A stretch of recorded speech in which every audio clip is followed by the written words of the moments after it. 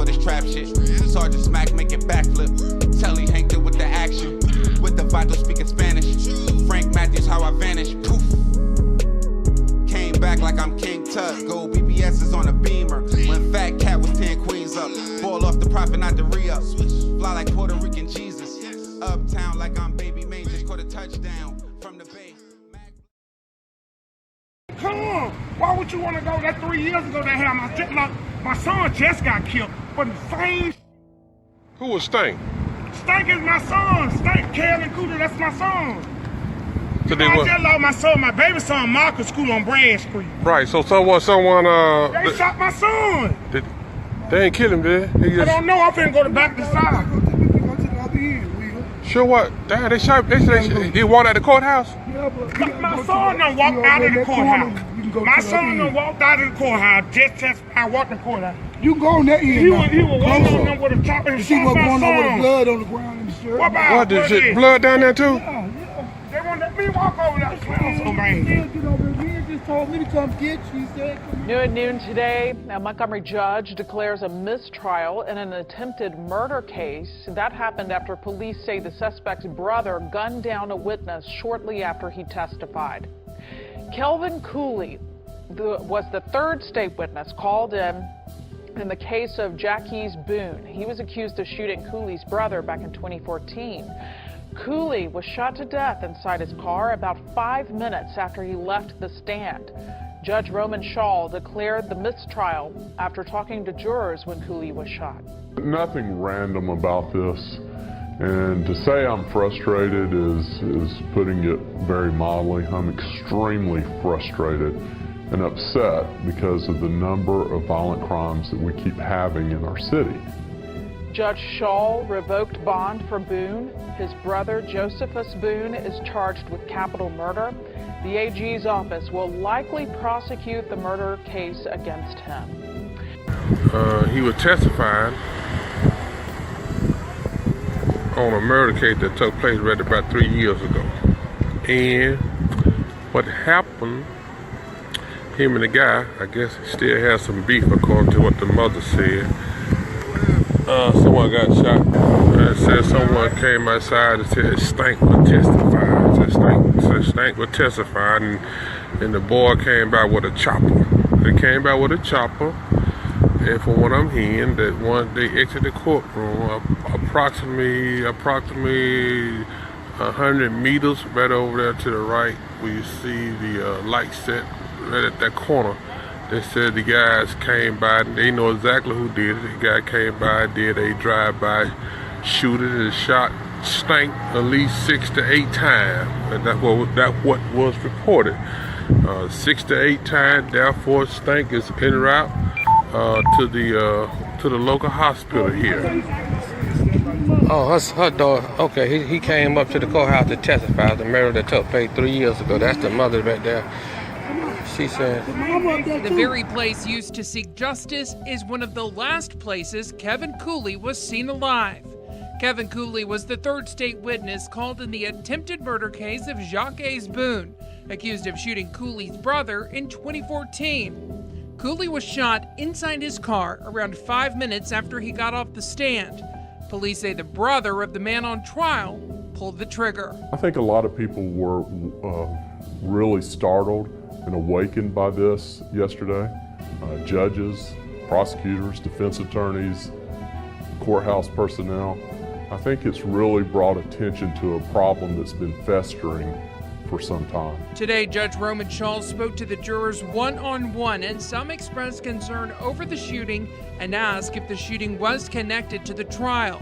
The murder and arrest of the defendant's brother could influence the jury, forcing Shaw to declare a mistrial. Nothing random about this, and to say I'm frustrated is putting it very mildly. I'm extremely frustrated and upset because of the number of violent crimes that we keep having in our city.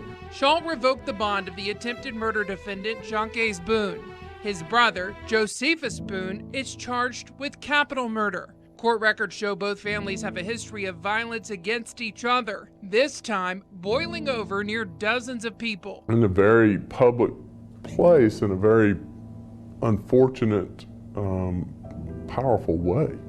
I mean, this has affected a lot of people.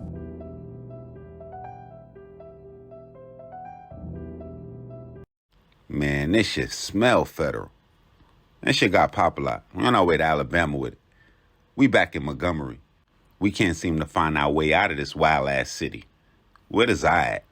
Now, have y'all ever heard of a case of double witness intimidation? Now, let me try to explain that to y'all. Someone gets shot for cooperating with authorities. Another person witnesses that shooting.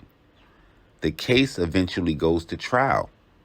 The person that witnesses the shooting takes the stand and testify what they saw, just to be shot outside of the courtroom minutes later, with all of the events happening over the course of 3 years. Now, just add on top of that, the two shooting victims, as well as the two shooting suspects, are different sets of brothers.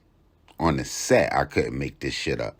Now, today, I'm going to be telling you the story of Jaquise and Josephus Boone. Y'all remember that line off of New Jack, "Am I my brother's keeper?" Now, in an effort to show you guys how crazy the time was from 2014 to 2017 for the Boone as well as the Cooley family, I put together a timeline of events that at first would have media outlets calling it a feud between the two families. Now, the saga will all begin in late March of 2014, where Alondre Johnson would exit his house, will be shot in the face while walking down the street on his way to see his girlfriend. The shooting will result in him being paralyzed. Authorities would quickly identify a guy by the name of Jaquise Boone as the shooter and place him under arrest. Jaquise's case wouldn't go to trial till a few years later, in late October of 2017. And it would be on the 23rd day of that month when Alondre Cooley's brother, Kelvin Cooley, testified that Jaquise Boone was the man that shot and paralyzed his brother, Alondre Cooley. Exiting the courtroom just minutes after his testimony, Kelvin Cooley would be shot more than 5 times with an assault rifle in what authorities would say was a targeted drive-by shooting. And just as quick as authorities would identify Jaquise Boone in the Alondre Cooley shooting, they would just as quickly identify his brother, Josephus Boone, in the shooting of Kelvin Cooley. And though it would take the state 3 tries to get Jaquise Boone, with him being found guilty in the first trial in 2015, but the conviction would be thrown out after evidence would be presented. In 2017, the judge would declare a mistrial after the murder of Kelvin Cooley outside of the courtroom during his trial. He would be convicted and handed down the maximum sentence of life during his 3rd trial in 2019. And as far as Josephus Boone, even though only one person died during that drive-by shooting outside of the courthouse, this just how the law worked. And this the part y'all want to pay attention if y'all on shit. Though only one person died, he would end up being charged with 3 counts of capital murder. And that's going to be 1 for firing a weapon inside of a vehicle, 2 for firing a weapon inside of an occupied vehicle, and the 3rd for killing a criminal witness. Now, that type of shit in the state of Alabama could get you the death penalty. And to be honest, I don't even know if they got it. It just sound like it.